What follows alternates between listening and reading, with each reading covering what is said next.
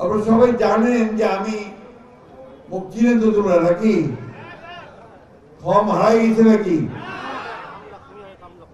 আমি আজকে প্রথমে স্মরণ করব আমাদের এই এলাকার আপনাদের চিরালগঞ্জ ইউনিয়নের যে চেয়ারম্যান ছিলেন আমাদের আলাউদ্দিন সাহেব, মনে আছে আপনাদের? এরপরে আমাদের তোফায়েল সাহেব, মোস্তফা সাহেব, মনে আছে সবাইকে? আর এই চিরালগঞ্জের যে এই স্কুলটা, এর মাঠে আমি বহুদিন মিটিং করছি, বহুবার, তাই না? যে সামনে আমার পুলিশ ভাই বসে আছেন, বিডিআর ভাইরা বসে আছেন। আমার রাজনৈতিক জীবন শুরুটাই কিন্তু আপনাদের চিরালগঞ্জ থেকে। তোফায়েল ভাই যখন চেয়ারম্যান ছিলেন তখন আমি আপনার একটা ফুটবল খেলার আলাউদ্দিন সাহেবের আয়োজনে চিরালগঞ্জ ইউনিয়ন থেকেই ওই মলানের স্কুলের মাঠে ফুটবল খেলার টুর্নামেন্ট ছিল, ওইখানে আমার প্রথম শুরু। তারপর দীর্ঘ সময় গেছে, সেই ধরেন প্রায় 25-26 বছর আমরা কিন্তু এই চিরালগঞ্জ ইউনিয়নের মানুষ আর আমরা সবাই একসাথে কাজ করেছি। আচ্ছা এই বাবা, এখানে তোমরা যদি চুপ করে থাকবে প্লিজ। আপনাদের সঙ্গে আমার সম্পর্ক দীর্ঘদিনের। আপনারা এখানে ভোটের অধিকার প্রতিষ্ঠা করার জন্য পুলিশ আপনাদের উপর গুলি চালিয়েছে আসন্ন নির্বাচনে, মনে আছে আপনাদের?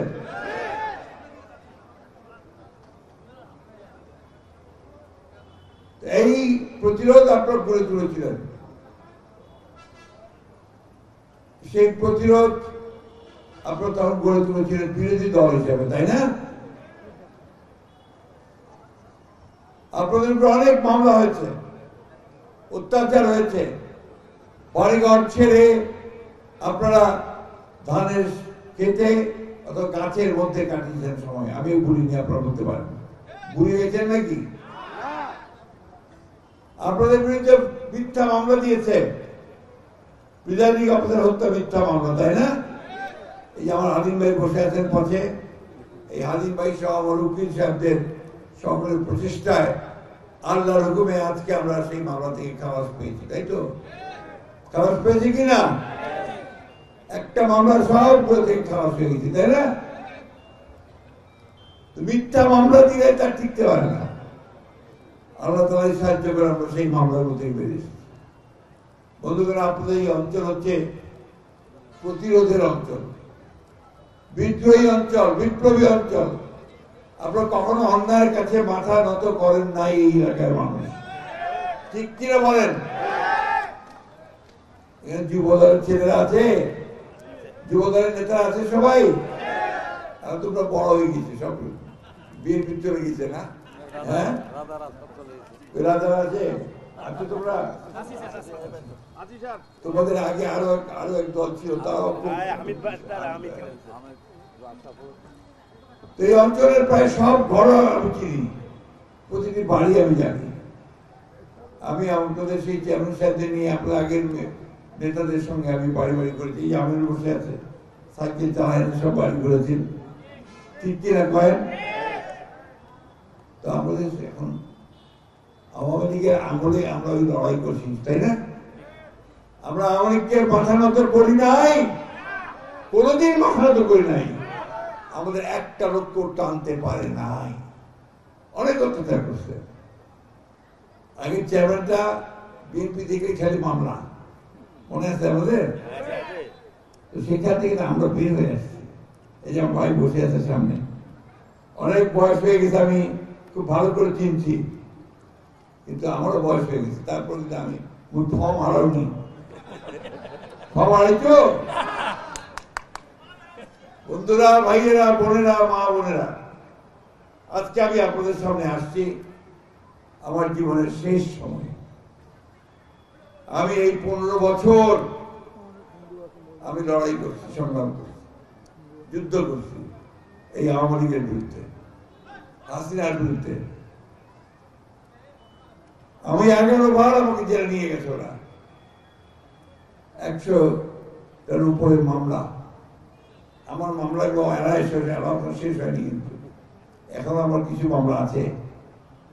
মামলাগুলো কি আমি 1 নম্বর আসামি সবগুলা। ওই বলে প্রধান বিচারপতির বাসভবন আক্রমণ, আমি 1 নম্বর আসামি। পুলিশ হত্যা মামলা, আমি 1 নম্বর আসামি। মরার ট্রাকটা তো অনেক আগে ওটা দিকে হবে, কিন্তু এই শেষ মামলার নদীগুলো আমাকে নিয়ে পরের দিনই 28শে অক্টোবরে আপনারা ঢাকা গেছিলেন না সবাই? 28শে অক্টোবর পরে 29 অক্টোবর সকালবেলা আইসে মোট বাড়ির প্রায় 100 পুলিশ ঢুকে পড়ি, সর্বস্ব বন্দুক টন্দুক নিয়ে। আমার স্ত্রী তাদের সামনে দাঁড়ায় গেল, কোথায় যাচ্ছেন আপনারা? আপনি দাঁড়ান, এখানে দাঁড়ান, উনি আছেন, উনি আসবেন। এভাবে আমি যখন বেরোলাম, বেরোর পরে আমাদের কি নিয়ে যাবা? হ্যাঁ স্যার, নিয়ে যেতে হবে। ঠিক আছে, আমি কাপড়টা পরে আসি, রেডি হই। হ্যাঁ সেটা আমি কাপড়টা পরে ওদের সঙ্গে উঠে চলে গেলাম। 5 মাস জেলে থাকছি। সেবার বন্ধু, যে জুলুম সবকিছু আমরা পার করে আসছি। আমাদের জীবনের একটা বড় অংশ আমরা এই হাসিনার বিরুদ্ধে লড়াই করতে করতে কাটাইছি, ঠিক না? মাথা তো নত করি নাই কখনো। আমাদের নেত্রী দেশনেত্রী বেগম খালেদা জিয়া, আমাদের মা, 6 বছর বন্দী ছিলেন, 2 বছর কারাগারে। এমন কারাগারে তার কক্ষের মধ্যে কোনো প্লাস্টার ছিল না, স্যাঁতসেঁতে অন্ধকার, ইঁদুর দৌড়াদৌড়ি করত। ওই ঘরে বেগম খালেদা জিয়াকে রাখছে। আমাদের প্রায় 60 লক্ষ মানুষের বিরুদ্ধে সারা দেশে মামলা দিচ্ছে, 20,000 লোককে হত্যা করছে, প্রায় 1700 মানুষকে গুম করে দিচ্ছে। নাই আমার খোঁজ এরা পাওয়া যায় না। আমাদের সেই ইলিয়াস আলী আমাদের সিলেটের মন্ত্রী, মন্ত্রী ছিল, তাই না? এত অত্যাচার, এত নির্যাতন তো আমরা সহ্য করছি। আমাদের নেতা তারেক রহমান সাহেবকে নির্বাসিত করে দিয়েছে, দেশ ছেড়ে পায়ে তাড়াই দিছে, যে বিরাট থেকে বিরাট এসে থাকছে। সেইখান থেকে তিনি আমাদেরকে নেতৃত্ব দিয়েছেন, আন্দোলন তিনি উৎসাহ জুগিয়েছেন, উদ্দীপনা জুগিয়েছেন। বন্ধুরা, এত ত্যাগ স্বীকার পরে আমরা একটু দম ফেরার সময় পাইছি। এরা অন্তত পুলিশ এসে আমার বাড়ি রেড করে কি? এখন আমরা হাটে বাজারে চা খাইতে আসি, চারদিক তাকাই না ভাই, যে কেউ আমাকে ধরে নিতে হবে কিনা, ঠিক না ভাই? অন্তত একটা নিঃশ্বাস ফেরার সময় পেয়েছি, তাই না? এখন এই নিঃশ্বাস ফেরার সময়টাকে তো চিরস্থায়ী করতে হবে, পার্মানেন্ট করতে হবে, যেন আমরা সব সময় দম ফেলে চলতে পারি, নির্ভয়ে চলাফেরা করতে পারি, তাই তো নাকি? ওটা করার জন্য আমাদেরকে সামনে নির্বাচন, এই 2026 সালের ফেব্রুয়ারি মাসে নির্বাচন হবে। ওই নির্বাচনে বাংলাদেশের জনগণ নির্ধারণ করবে যে তারা আগামী 5 বছরের জন্য পার্লামেন্টে কাকে, কোন দলটাকে মনোনীত করে নির্বাচন করে পাঠাবে। তাহলে 300টা আসন, 300টা আসনের মধ্যে আমার এটা একটা, এই এক ঠাকুর এক, তাই না? এখানে আমি তো সবসময় আপনাদের সঙ্গে যখন নির্বাচন আসে নির্বাচন করি, আপনারা আমাকে সমর্থন দেন, আপনাদের এই অঞ্চল থেকে আমি অনেক অনেক ভোট পাই। আমি সেই জন্য আপনাদের কাছে কৃতজ্ঞ যে আপনারা আমার উপর সে আস্থা রাখছেন। আগামী নির্বাচন আমার শেষ নির্বাচন। আমি সবাই বলেছি, সবাই দেশকে সবাইকে বলছি, আমার বয়স হয়ে গেছে, আমি তুমি আগের মতো চ্যাংরা নাই, পারি নাকি আগের মতো দৌড়দৌড়ি করিবা, পারিনি, পারিনি। আরাম উঠিও গেল, মাথাটা ঘুরে যাচ্ছে, বাস্তবতা, এটা সত্য কথা। এটার একটা শেষ আছে, তাই না? তো এই শেষ সময় আমি এসে গেছি। আপনাদের কাছে আমি সবসময় ঋণী। আপনাদের ঋণ আমি শোধ করতে পারবো না, দেনা শোধ করতে পারবো না। আপনাদের ভালোবাসা, ভালোবাসা আমি শোধ করতে পারবো না। আপনাদের সকলকে পাই, দাঁড়াও না, আমি কি কম জানো তোমার চেয়ে?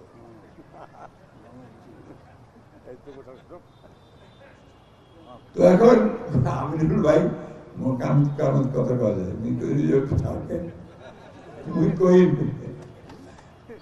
ঠিক আছে। এখন এই যে আমি আপনাদের সামনে আজকে আসছি, এটা আমার একটা দুঃখের কথা যে আমি গত নির্বাচনটা আপনাদের কাছ থেকে জোর করে নিয়ে গেছে। 1 ঘন্টার সময় পেতেন, ওর মধ্যে আপনারা 1,27,000 ভোট দিতেন 1 ঘন্টায়। এই গোটা ঠাকুরগা সেন্টারে কেন্দ্রে এই আসনে, তাই না? এইবার তো মোটামুটি পুরো ঘন্টাটাই পাবেন। বাক্সত কি ভোট খালি থাকিবে না থাকিবে না? তাদের সিস্টেম জমিবে। আলহামদুলিল্লাহ। আমার হিন্দু ভাই বোনদের প্রতি ওনারা এবার আমাদের কাছে অনেক আসতেছেন সবাই মিলে। ওনারা বুঝতে পারছেন যে ওনাদের নেত্রীটা, যেটা আগে ওনারা ভোট দিতেন, ওদেরকে ছেড়ে পালায় চলে গেছে। কত বড় মুনাফিকি যে নিজে পাড়ায় জানটা নিয়ে বাড়ছে, কিন্তু মানুষগুলোর কি হলো সেটা দেখে নাই। আমরা তাদেরকে এই কথা বলতে, আমরা আপনাদের সঙ্গে ছিলাম অতীতে, এখনো আছি, এবং আপনাদেরকে আমি একেবারে শপথ করে বলতে পারি যে আপনাদের কোনো ক্ষতি আমরা হতে দিব না, আপনাদের উপরে আমরা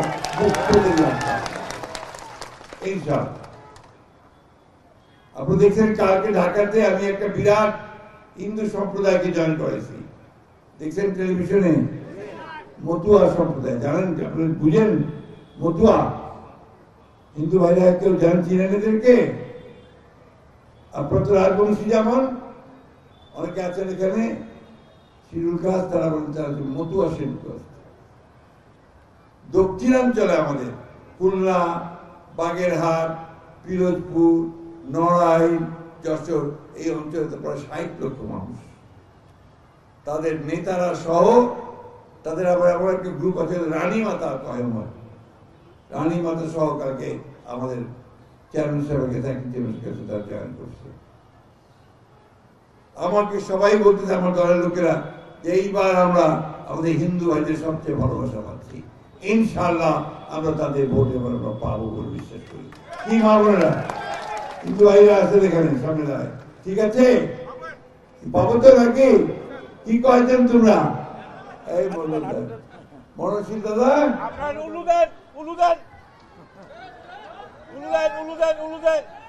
হিন্দু মহিলারা উলু দেন, হিন্দু মহিলারা উলু দেন, আরো দেন, আরো দেন, তালিবান তালিবান।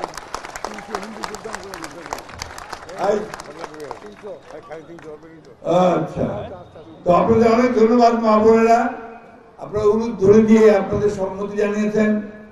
আমরা বিশ্বাস করি যে এবার যে বন্ধন সৃষ্টি হবে, এই বন্ধন আর কোনোদিন ছিঁড়বে না, নষ্ট হবে।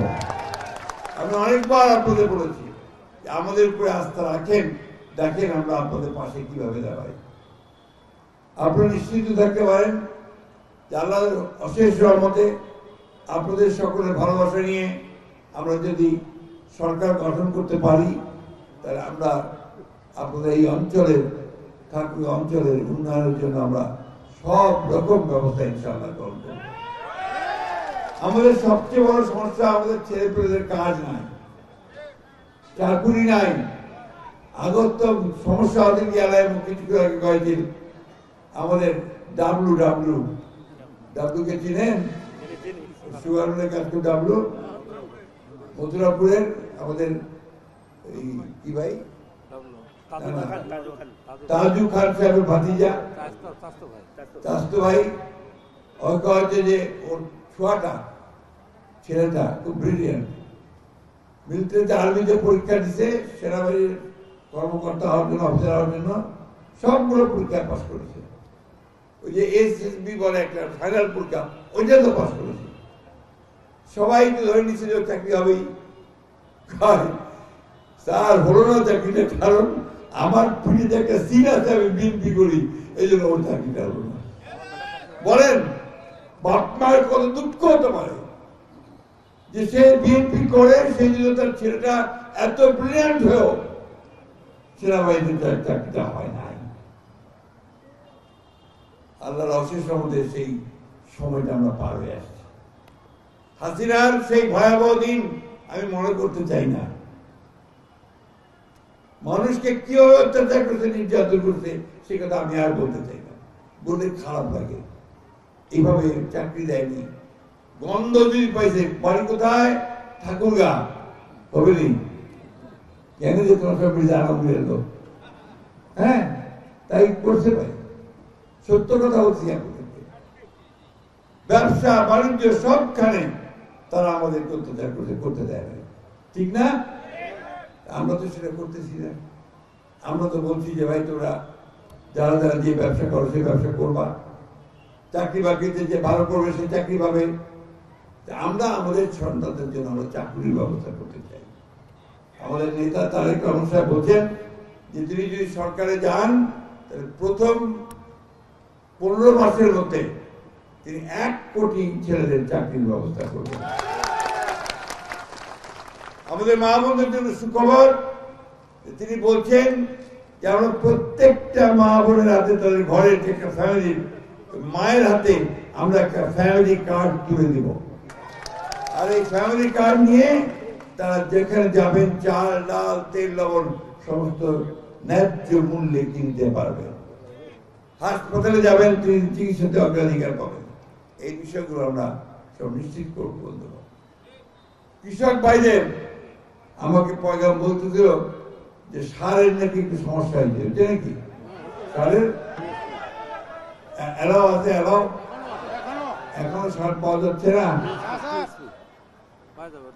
পেয়ে যাবেন ইনশাআল্লাহ। বরাদ্দ হয়ে গেছে। আমাকে ডিসি আসলে পয়গাম দিয়েছিল, আমি সচিব সাহেবের সঙ্গে কথা বলছি, সেক্রেটারির সঙ্গে, তিনি বলছেন যে স্যার আমি ঠাকুরগাতে আলাদা বরাদ্দ দিয়ে দিব। একটা বরাদ্দ দিয়েছে, ইনশাআল্লাহ আপনারা খুব শীঘ্র পাবেন। এই সরকারটা তো আমার না হয় ভাই, এটা ইউনুসের সরকার, প্রফেসর ইউনুস, তাই না? এমনিতে লোক খুব ভালো, নোবেল পুরস্কার পাইছে, পৃথিবীর মধ্যে সবচেয়ে ভালো মানুষ হিসেবে তার পরিচিতি আছে। আমার সুযোগ হয়েছিল তার সঙ্গে আপনার জাতিসংঘে যাওয়া, উনি আমাদেরকে দাওয়াত করে নিয়ে গেছেন। আমি দেখছি সেখানে তার কত পরিচিতি, ভালোবাসা, সবাই থেকে ভালোবাসা, গোটা পৃথিবীর মানুষ। উনি আমাদের দায়িত্ব নিয়েছেন। এখন রাজনীতি তো করেন নাই কোনোদিন, যে করে রাজনীতির যে ঝামেলাগুলো এগুলো বুঝেন না বেশি, সিধা লোক। যাই হোক, উনি করতেছেন ভালো, আমরা সমর্থন দিচ্ছি। কিন্তু গোলমাল পাকাচ্ছে কয়েকটা রাজনৈতিক দল, যারা কোনোদিন পলিটিক্সের সিধা পথে যায় নাই, ওরা এরাও সে পাকা পথে যাওয়া দাঁড়াবে। এখন সরাসরি প্রতি নির্বাচন দাও, নির্বাচনে যে আসবে সেই আসবে, ঠিক কি না বলেন? উঠে এরা কত সংস্কার, তারপর কি পিআর। আচ্ছা বলেন তো, সংস্কারটা কি বুঝেন? অনেকেই বুঝেন, সংস্কারটা বুঝে অনেকে। এই যে সংস্কার হচ্ছে কি, আপনার দরজাটাতে জং ধরে গিয়েছে, জং ধরে দেওয়া আর কি, ওই জংটাতে পরিষ্কার করে নতুন করে লাগানো বা জং ঠিক করা, ওইটা কই আমরা সংস্কার, ঠিক কিনা? বুঝে পেয়েছে না? রাষ্ট্র ব্যবস্থাটা আমার যে চলছিল হাতের ওই জং ধরাই দিছে। আর জং ছিল টানে আমরা কিন্তু 1 বছর ধরে চেষ্টা করছি যাতে করে বিভিন্ন ঠিকঠাক করা যায় রাষ্ট্রটাকে। এখন ওরা সব শেষ হয়ে গেছে, এরা যে না আমরা মানি না, আমার পিয়ার দিবা হবে। পিয়ার বুঝেছেন কেউ? না ভাই বলেন না, বোঝেন কেউ? এইদিকে আমরা সব পরিষ্কার করে বুঝি না। পিয়ার আছে যার সঙ্গে আমরা খুব পরিচিত না, এটা কিন্তু প্রপোর্শনেট রিপ্রেজেন্টেশন, ইংরেজি শব্দ থাকা, আর বাংলা বলছে আনুপাতিক প্রতিনিধিত্ব। খুব কঠিন শব্দ না, বাংলা শব্দটাও কঠিন। অর্থাৎ তা বলতেছে যে এটা এমন একটা ব্যবস্থা, যে ব্যবস্থাতে ভোট দিবে পাবলিক, আপনি ভোট দিবেন কিন্তু দলটাকে ভোট দিবা হবে, প্রার্থী চাকরি নিবে না হয়। আপনারা কায় প্রার্থী এটা জানবেন, দলটাকে ভোট দিবেন, যে দলটা যত ভোট পাবে ও তত আনুপাতিক হারে প্রতিনিধি পাবে। আর পার্টির নেতারা নাম না বসায় দিলে কাকে এমপি হবে কাকে হবে না। আপনি জানবেন না যে আপনার এমপি কে,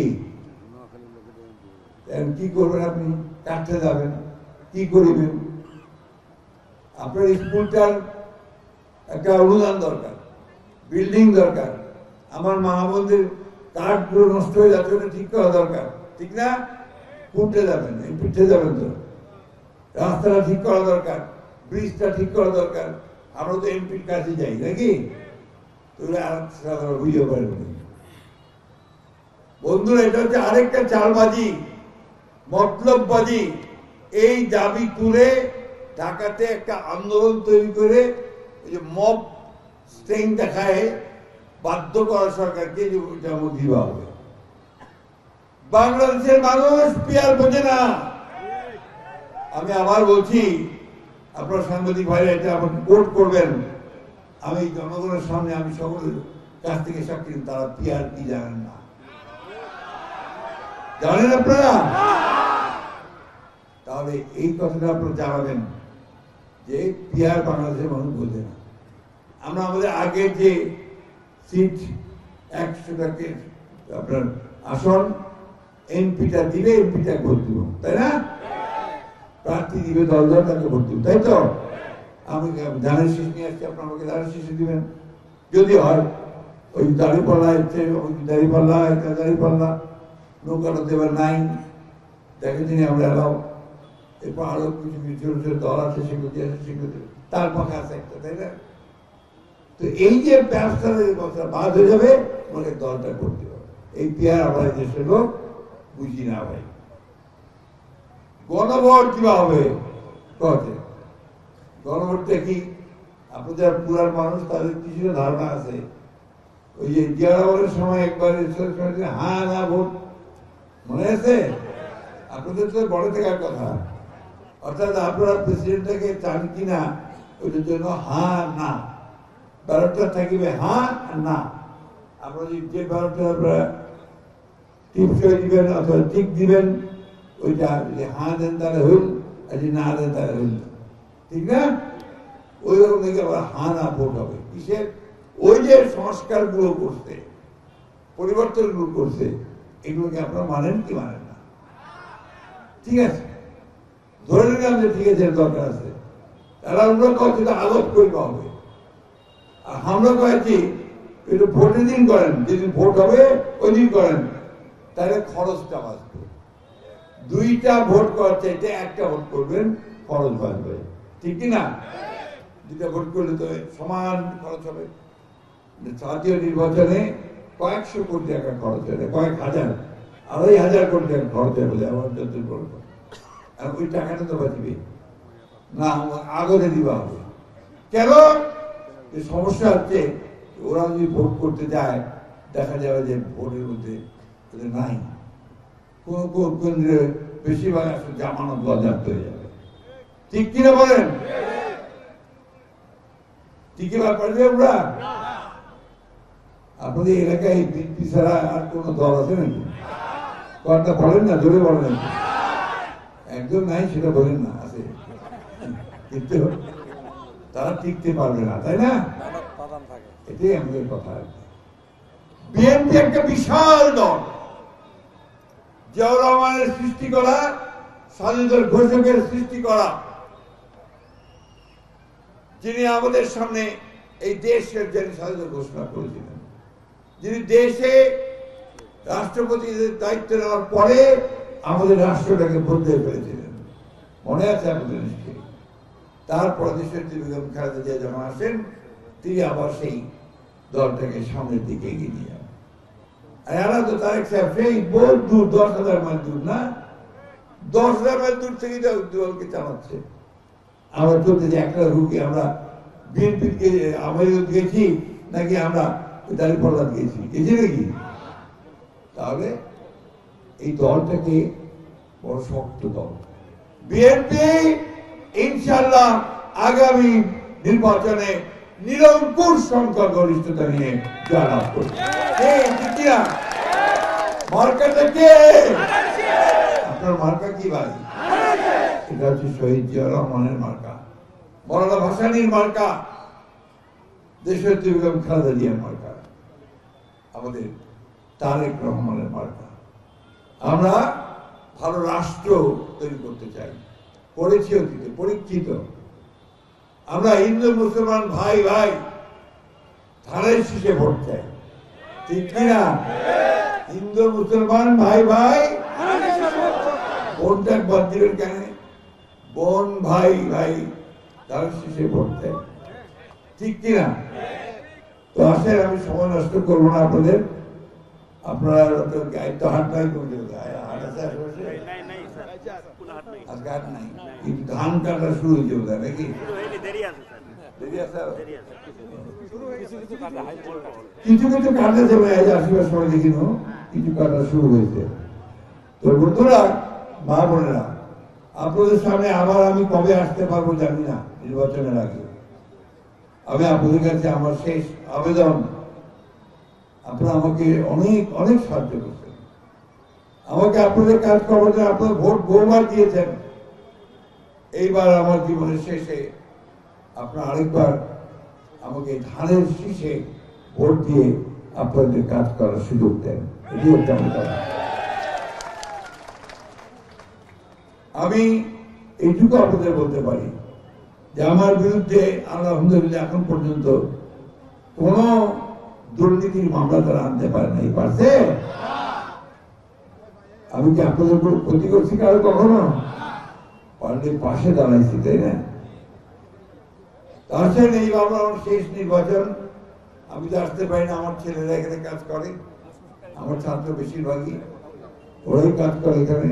এই যে আলী ভাইরা আছে, সবাই আমাদের হিন্দু ভাইদের নেতা, এখানে আমাদের মানিক চলে গেছে, ওইখানে চলে গেছে না, মানিক ভাই টানিক ভাই আছে সবাই।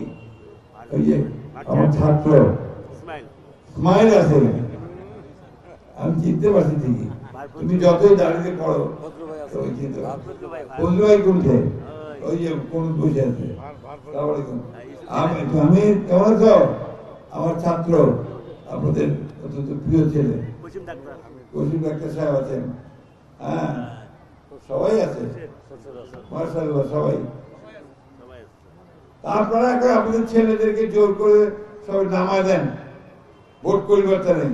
আপনাদের আগের মতো তো পারবেন না, ওদেরকে নামায় দেন ইনশাআল্লাহ, নামিবা হবে ভাই, ঠিক আছে? যাই হোক, আমি আর বক্তব্য বাড়াবো না। আপনাদের সকলকে আবারও ধন্যবাদ জানাচ্ছি যে আপনারা এখনো ধরে আছেন। আর এই যে যুবক ভাইদেরকে বলি, যুবক ভাইয়েরা, এই দেশটা তোমাদের ভবিষ্যৎ। এবার তোমরা প্রথমবার ভোট দিবা, ঠিক না?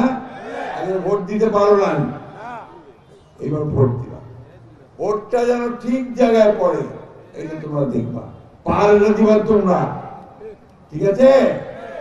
পাহাড়ে দিবা তোমরা ইনশাআল্লাহ। আমি আর কথা বাড়াবো না। আপনারা আমাকে যদি নির্বাচিত করতে পারেন, বিএনপিকে যদি নির্বাচিত করে সরকারে দিতে পারেন, তাহলে ইনশাআল্লাহ আমরা আমাদের বাকি কাজগুলো সমাধান করার চেষ্টা করব, ঠিক আছে? আপনারা সবাই ভালো থাকবেন, সুস্থ থাকবেন, আমাকে দোয়া করবেন। ইনশাআল্লাহ আগামী নির্বাচনে যেন আমরা জয়লাভ করতে পারি।